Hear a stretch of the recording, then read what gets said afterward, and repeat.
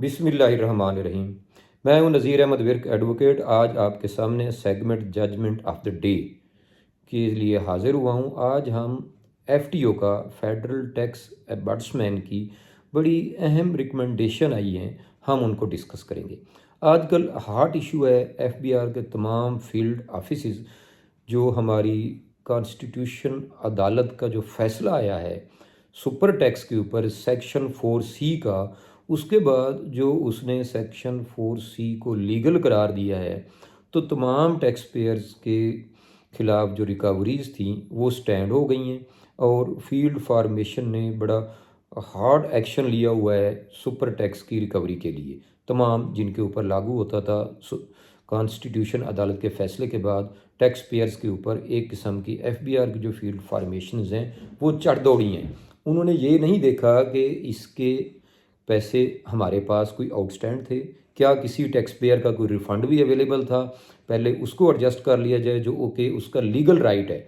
उसने रिफ़ंड को और भी उसकी अगर टैक्स पेयर की कोई एरियर्स थे डिपार्टमेंट की तरफ, तो उनको उन्होंने बालाए ताक रखते हुए लोगों से रिकवरी के ऊपर 4C की रिकवरी के ऊपर बड़ा हार्ड एक्शन लिया।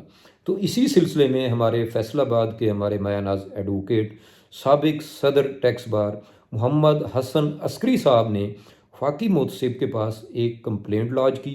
उसका नंबर था 1803 ऑफ 2026।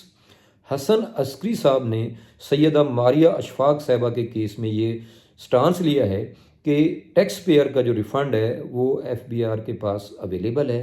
FBR का जो फील्ड फॉर्मेशन है वो टैक्स पेयर को रिफ़ंड नहीं दे रहा, लेकिन उसके बरअक्स जो 4C की रिकवरी है उसके ऊपर स्ट्रिक्ट एक्शन ले रहा है। तो ऑनरेबल FTO ने FBR फैसलाबाद ऑफिस को ये डायरेक्शन दी है कि पहले टैक्स पेयर का जो है वो रिफ़ंड उसको थ्रेशोल्ड किया जाए, जो उसका ड्यू रिफ़ंड है वो एडजस्ट करने के बाद अगर सेक्शन कोई 4C की रिकवरी बनती है तो वो उससे रिकवर की जाए तावक्त है कि उसका रिफ़ंड उसको उसमें एडजस्ट किया जाए।